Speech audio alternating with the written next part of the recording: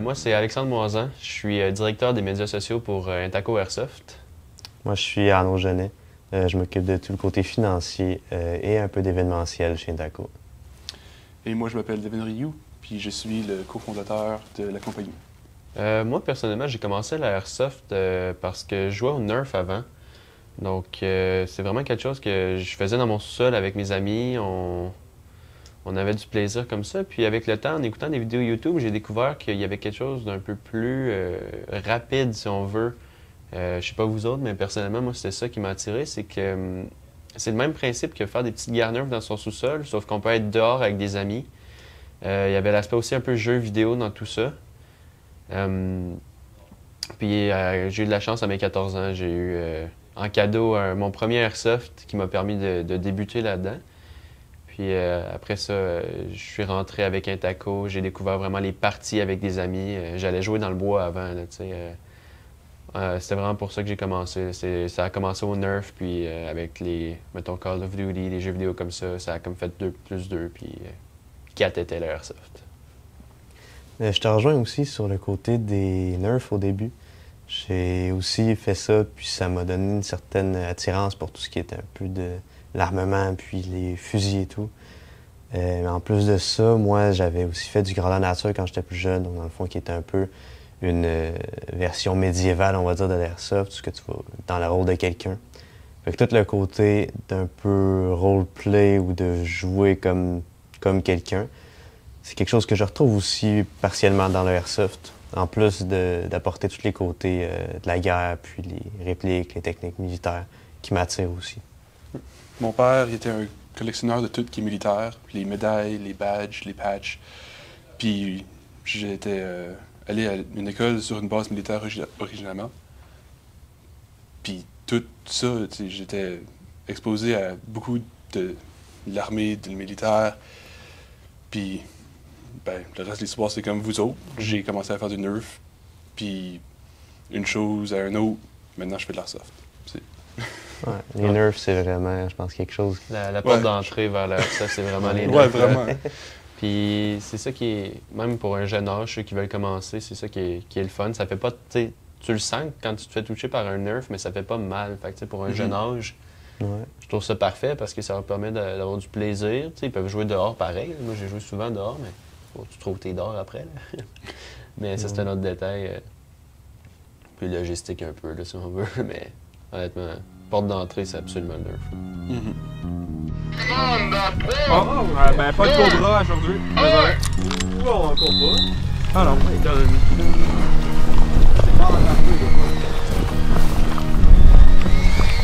Vraiment trop peu. God. Il est stagé de quand même, moi.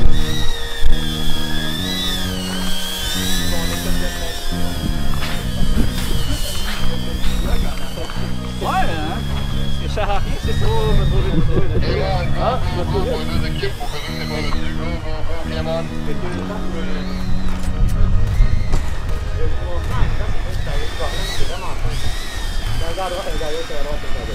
En diagonale.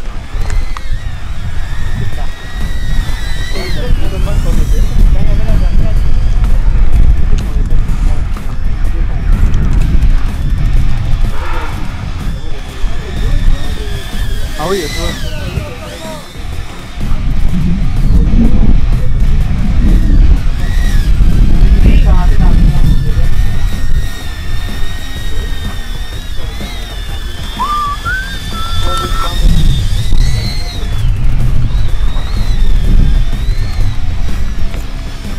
Garde un œil à gauche. Allez-y. Là.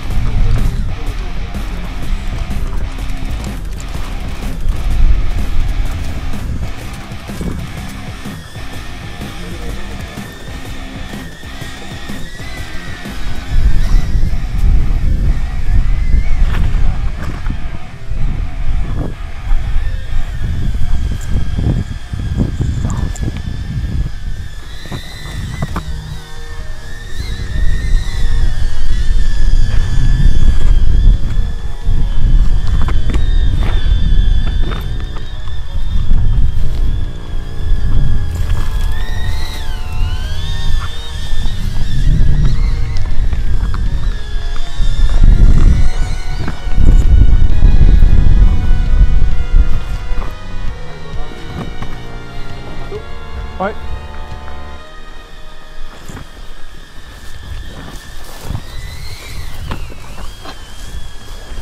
Arpète à gauche.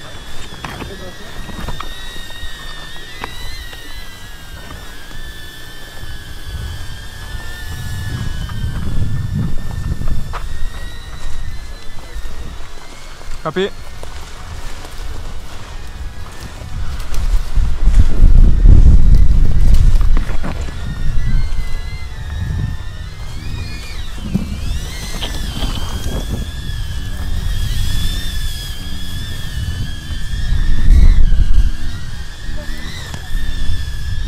Voie droit d'avant.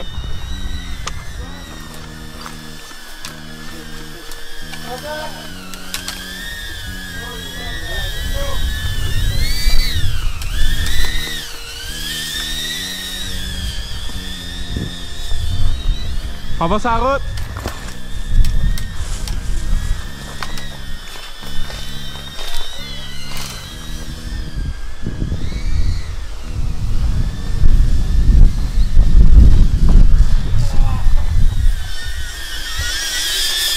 Alex, tu me vois?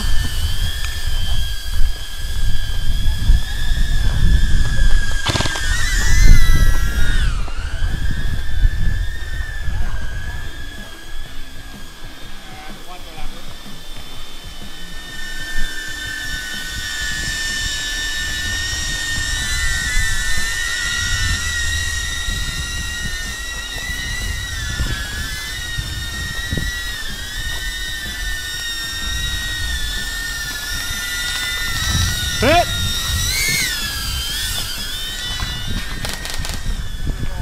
I'm down, I'm down.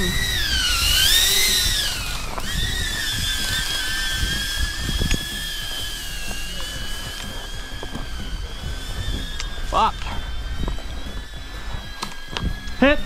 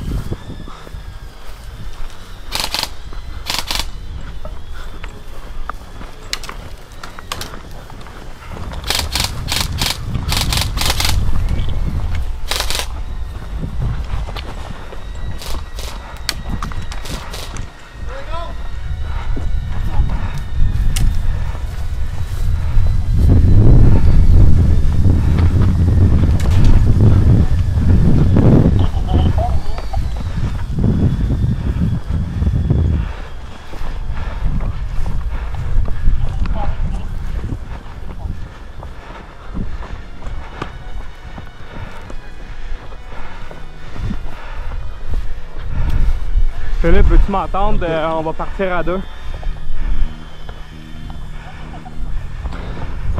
10-4, je t'en approche.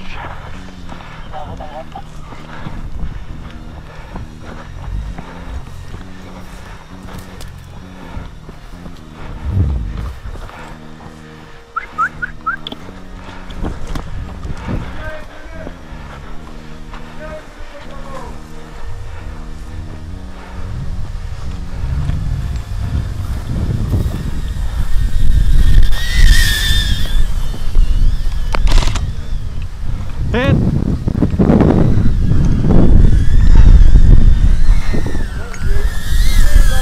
Alex, as-tu bougé de ta dernière position?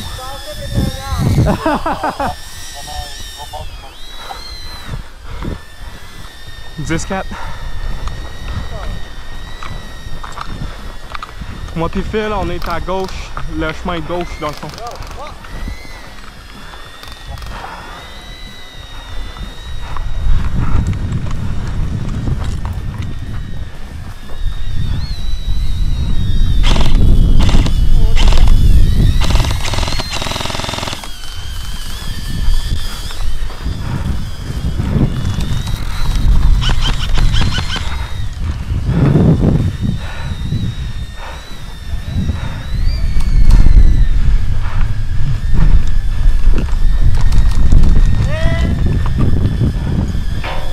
Alex, Arnaud is down.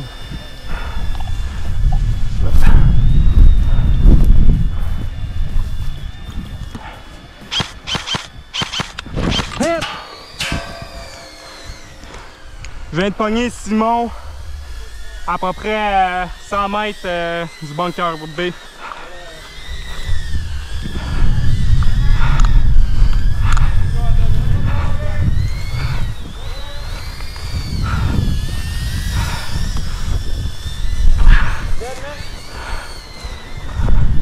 Alex, c'est quoi ta position?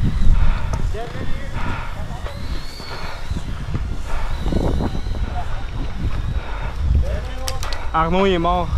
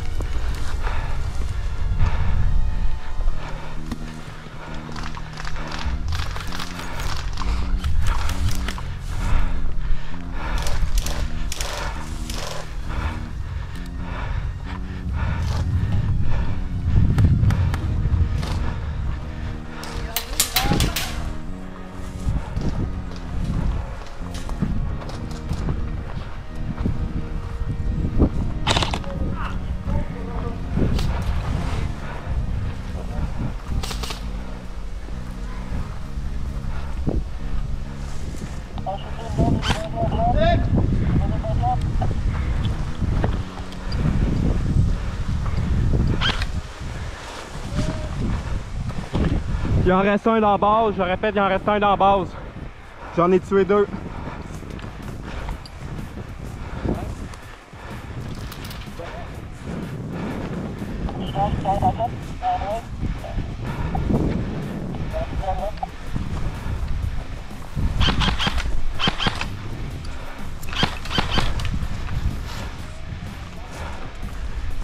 Alex, ton statut?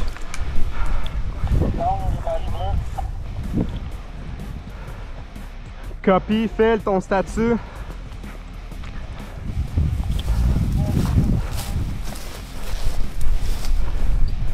Ok, il me reste juste moi, je suis au côté sud direct des barricades.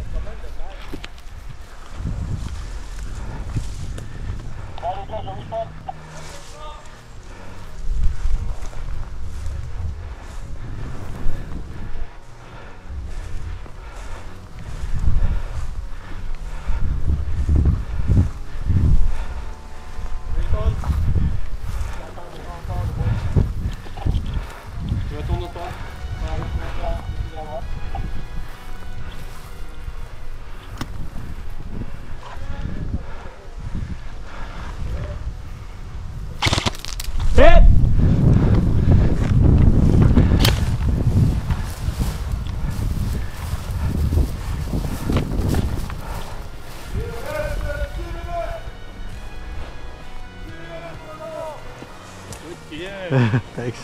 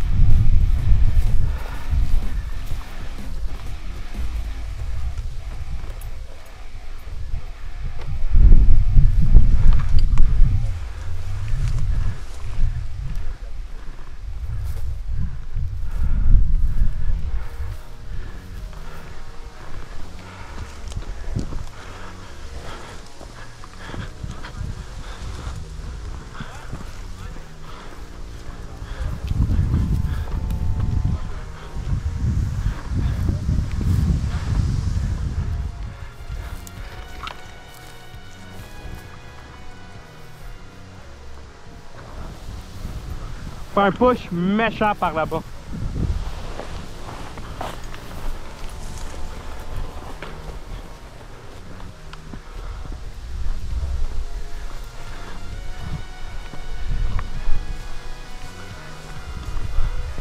Colle-toi plus vers la fonte. Dans le fond, on va se coller. On va se rendre jusqu'à là-bas, tranquillement. Puis on va essayer de faire...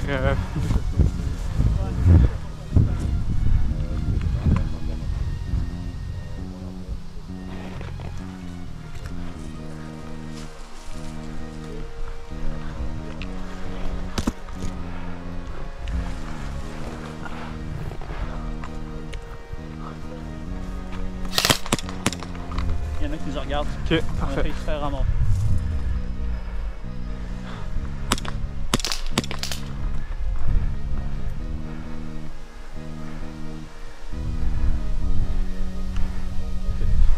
Pas 2, 1, je te couvre.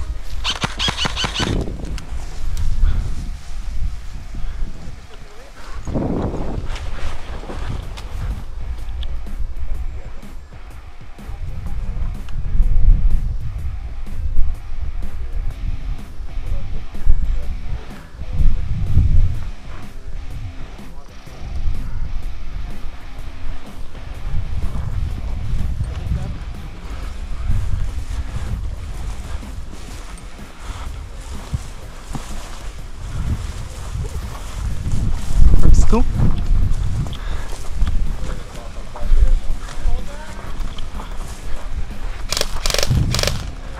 Arnaud, c'est sur toi ça, je pense. Je coupe ici à gauche.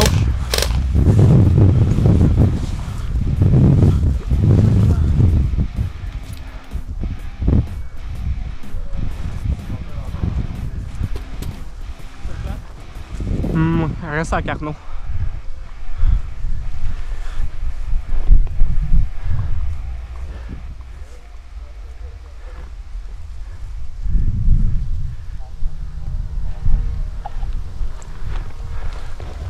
Copier.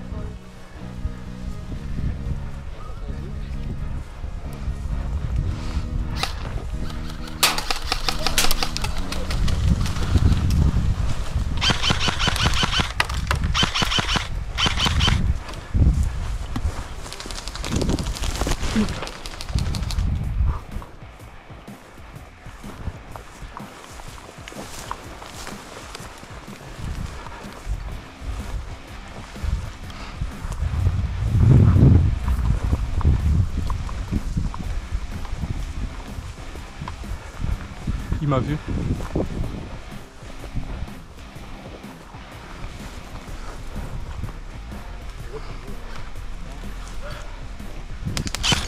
Woo! Woo! Oh, hit! Donne-moi!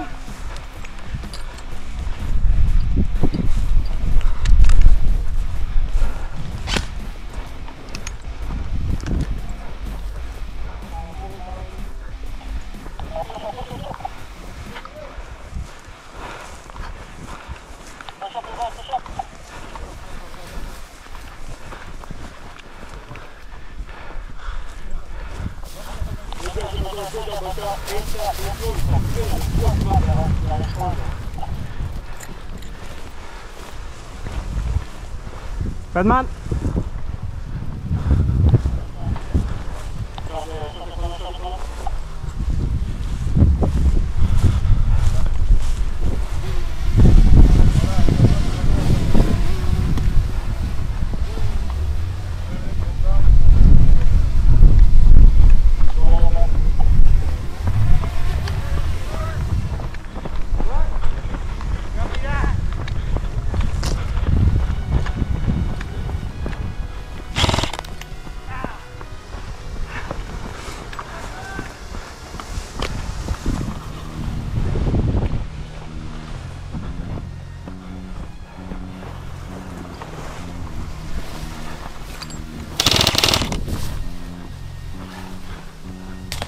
Hit! Nice shot.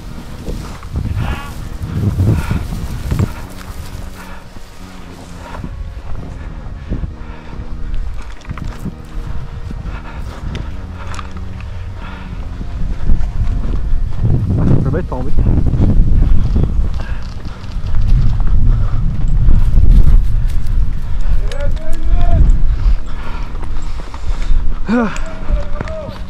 Allez, je me rends bas.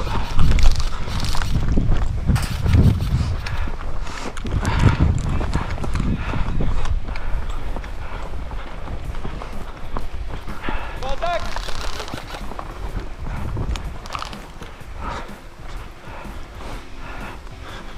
Contact nord-ouest.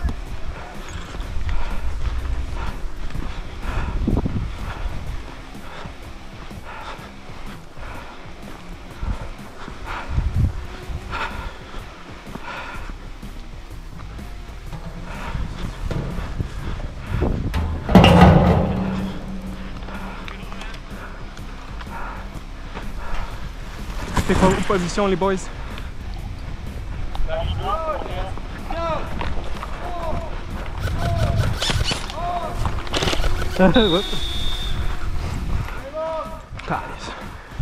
Game off. Fait que les lois qui entourent le airsoft. L'airsoft, l'arme à feu en tant que telle, est traitée comme une vraie arme. Alors, si vous sortez votre airsoft de chez vous en main libre, ça va être traité en cours comme une vraie arme à feu. Alors, c'est puni sérieusement. C'est pas une blague ou tu sais, que tu peux aller courir après tes amis avec ça des mains. Parce que si vous êtes pris par la police, comme une vraie arme à feu, c'est puni. Puis c'est sérieux. Alors, il faut garder ça dans des sacs cachés. En fait, c'est des sacs d'armes à feu normales que tu peux traîner ça là-dedans, c'est bien correct. Et mettre ça dans le coffre. Et tu peux juste l'utiliser en des centres, soit des centres de tir ou des centres d'airsoft. Alors, c'est pas mal ça. Encore, on n'est pas policier ou juge. Donc, on ne connaît pas les lois à 100%. Mais en gros, c'est ça. En général, c'est ça, c'est la sécurité avant tout. Donc, on voudrait pas que le airsoft soit pris, la réplique de airsoft, donc ton jouet techniquement, soit pris comme étant une vraie arme à feu. Essentiellement, vous vous promenez avec des répliques de M4, de AK-47, donc ça ressemble à des vraies armes à feu qui sont hautement illégales au Canada. Donc, on voudrait pas, et que nous autres, personnellement, quand je suis allé acheter ma première réplique, qu'en passant, il faut avoir 18 ans pour aller l'acheter. Donc, c'est soit nous ou c'est nos parents qui ont écrit pour l'acheter, mais c'est traité comme un arme à feu, il faut que tu aies 18 ans. Mais là, quand nous autres, on est allé l'acheter pour la première fois, je pense que tu as eu l'histoire aussi. On s'est tout le temps fait dire l'histoire d'horreur d'un jeune homme qui en avait acheté un, puis qui le montrait à son ami dans le salon. Puis une femme avait passé en avant de sa fenêtre, puis l'avait vu avec l'arme à feu, donc modèle M4, dans son salon, et avait pensé que c'était un terroriste ou une vraie arme. Elle pensait que c'était une vraie arme, donc elle a appelé la police, et le jeune a réalisé un jour qu'il y avait un hélicoptère au-dessus de sa maison, donc il regarde par la fenêtre et il y avait une équipe de SWAT qui débarquait de chez lui et qui est venue défoncer sa porte et qui l'a arrêté. Non seulement, je pense que lui, de mémoire avec l'histoire, lui n'avait pas eu de problème en tant que tel, vu qu'il était sur le terrain privé, mais il s'était fait confisquer toutes ses airsoft. Donc, étant donné que c'est quand même assez cher, les airsoft, c'est quand même une perte assez lourde à subir. Donc, vraiment, c'est de faire attention et d'être sécuritaire avec la façon que vous les maniez, entre autres en public, surtout en public. Ouais, parce que pour nous, c'est des jouets. Aux yeux de la loi, c'est des armes. Oui, donc c'est ça. faut être très sécuritaire avec ça. Sinon, en tant que tel, juste l'utilisation générale du airsoft, c'est important, surtout sur notre terrain à nous. La loi que nous autres, on implique, c'est dans les zones sécuritaires. Donc, on installe des zones sécuritaires sur le terrain où les airsoft ne peuvent pas être chargés dans la zone sécuritaire pour protéger les gens de ne pas recevoir une bille par accident quand on n'est pas protégé comme il faut avec des lunettes sécurisées pour le sport. Donc, ce qui est aussi une chose obligatoire pour l'utilisation des airsoft, c'est d'avoir des lunettes parce que les airsoft peuvent péter les yeux assez rapidement. Et on ne voudrait pas que quelqu'un perde sa vision à cause d'un jouet ou de son sport. Ensuite, aussi, c'est une autre chose que vous allez voir beaucoup sur les terrains, qu'on fait sur notre terrain également, c'est les tests de chrono. Donc, tester les vitesses et la force avec laquelle les billes sont sorties du canon de la réplique. Ce qui est important justement pour s'assurer qu'aucune bille transperce la peau, parce que les airsoft sont construits spécifiquement pour être sécuritaires à une certaine distance et à une certaine force. Donc, c'est fait pour ne pas transpercer la peau ou blesser plus que ça devrait. Malgré que l'airsoft, ça fait quand même mal, on s'entend. Ça fait un petit pincement, un petit bleu des fois de temps en temps.